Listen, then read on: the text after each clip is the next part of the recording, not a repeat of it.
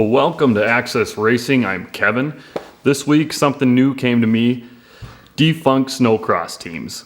So, for the first installment, let's take a look at one of my favorite teams from the early 2000s and a lot of other big fan favorites, and that is Olah Racing. So in 2002, the founder, Brad Olah, started laying down the foundation for a professional snowcross team.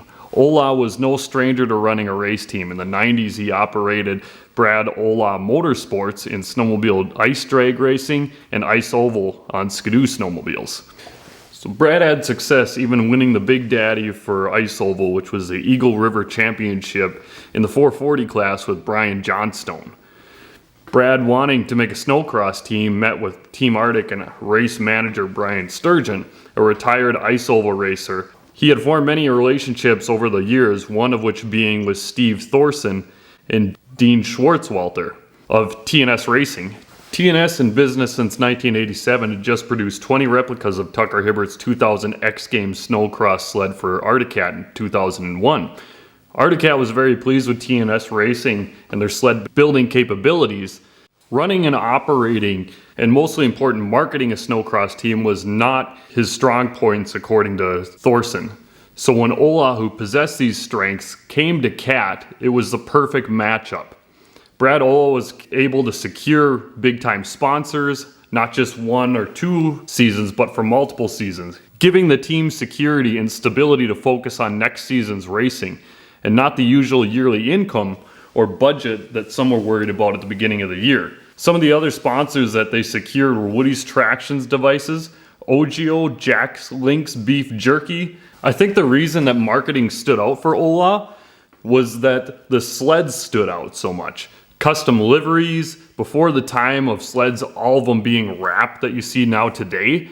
They also had custom jackets, snow pants. The colors that they chose, the combos of the bright colors and the black, stood out against the pack of the sleds. You'd notice them like right on the starting line. You would see them and go, those are Olah sleds. It would just draw your eye to it.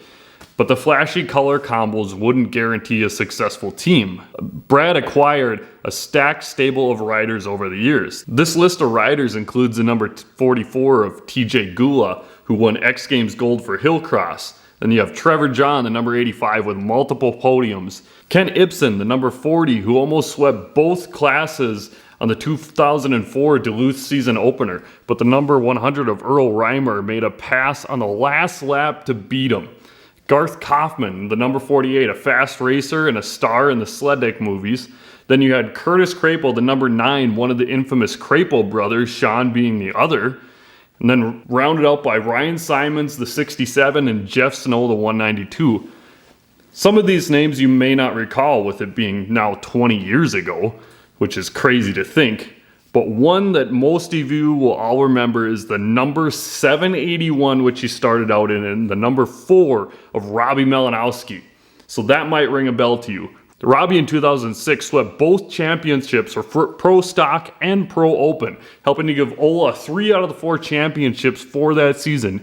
Jeff Snow winning the Semi-Pro Open class for that year. For 4 years, Olah Racing was a top and dominant competitor. Many fans of Olah, myself included, had their favorite team one year winning 3 out of the 4 titles, and the next year, boom, the doors were shuttered. This is an unfortunate side of being a race fan. It leaves you with this cliffhanger, but with no ending.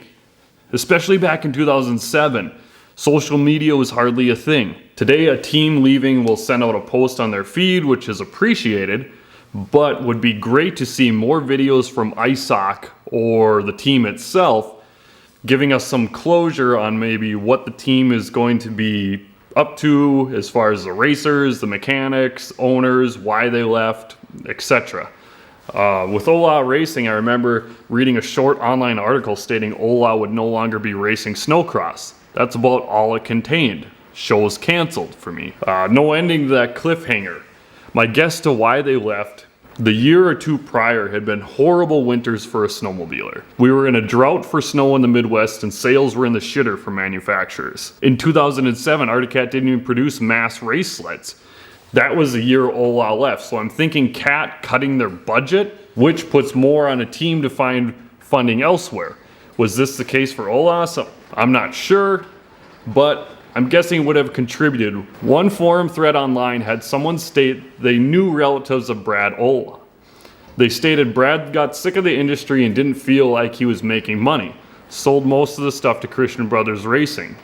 Someone then replied to that comment saying, yeah, that's old news. They sold most of their stuff over the summer. I feel like that was probably the reason why. Olah had been in the snowmobile game since the 90s, probably realized the potential for a snowmobile team, reached that, and decided to opt out. Which in the following year for 2008 would be the Great Recession, so probably not a bad call. So when having a beer and looking back, I think of how great a team that Brad created.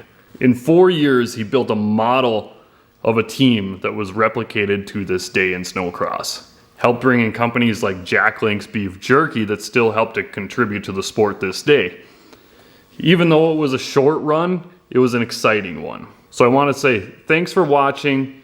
If you like this, please like this video and subscribe. It really helps me out. In the last month, I've tripled my subscribers, and it's just been awesome to see that, and I appreciate it so much. So thank you, and we'll see you in the next one.